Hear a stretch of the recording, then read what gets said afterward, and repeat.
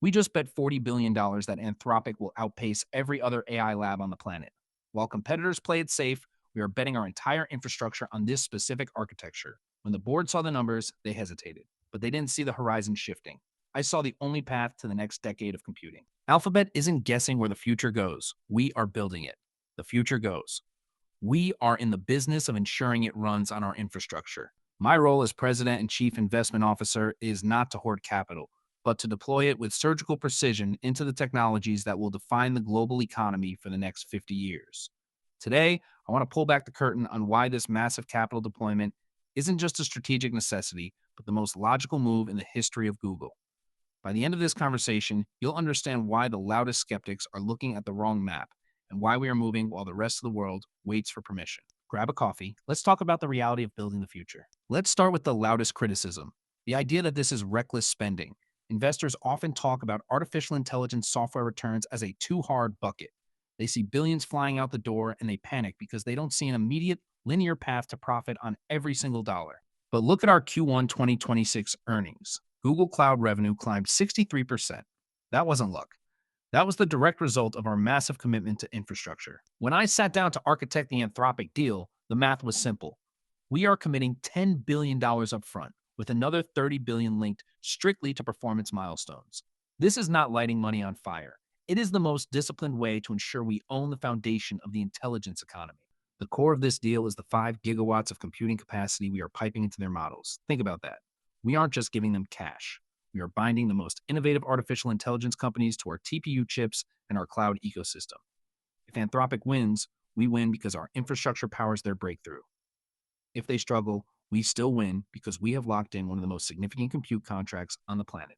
It is the ultimate hedge. Now, here's where the story gets interesting, and it's something most market analysts ignore. We are in the middle of a global race where leadership can never be taken for granted. Total data center investment by the giants in 2025 and 2026 is trending towards $700 billion. When you see those numbers, don't ask if we're spending too much. Ask if we can afford the cost of being second. We are cleaning the windshield. You can't drive a car at high speed if your vision is obscured by mud. Artificial intelligence is the windshield for the entire global economy.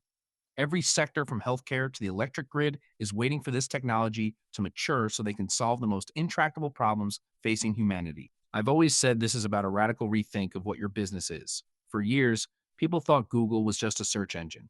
They were wrong. We are an intelligence platform.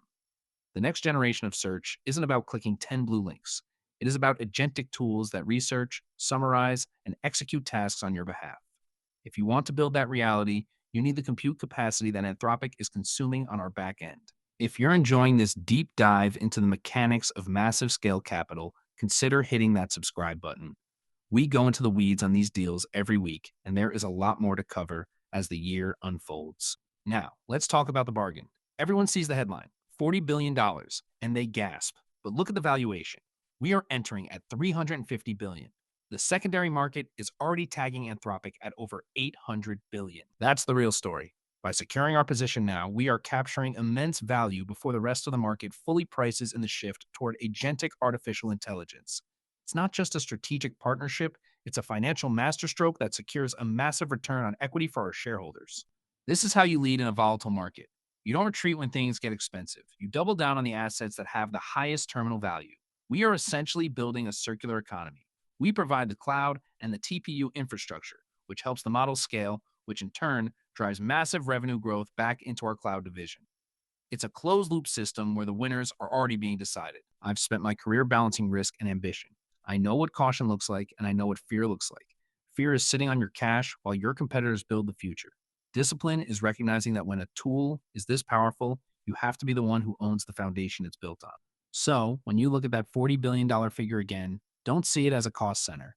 See it as an investment in the most valuable real estate of the next 50 years. The digital landscape is shifting under our feet. Companies that don't adapt, that don't lean into this radical rethink will simply disappear. Alphabet is choosing to be the architect of that shift, not the victim of it. This is the long-term vision. It's not about the next quarterly earnings report. It's about ensuring that as the world moves to an agentic future, the intelligence driving that world lives on Google's infrastructure. We've got a clear view of the road ahead, and we're moving full speed toward it. Let that sink in. The infrastructure we are building today is the bedrock of the entire global digital economy for the next generation. I'm Ruth Porritt, and I'm betting on the future. If this perspective on the mechanics of modern investment has helped you see the big picture, please share this with someone who is trying to understand where the smart money is heading. Subscribe to stay in the loop because the landscape is evolving fast, and we are just getting started on how we define value in the age of intelligence. I'll see you in the next one.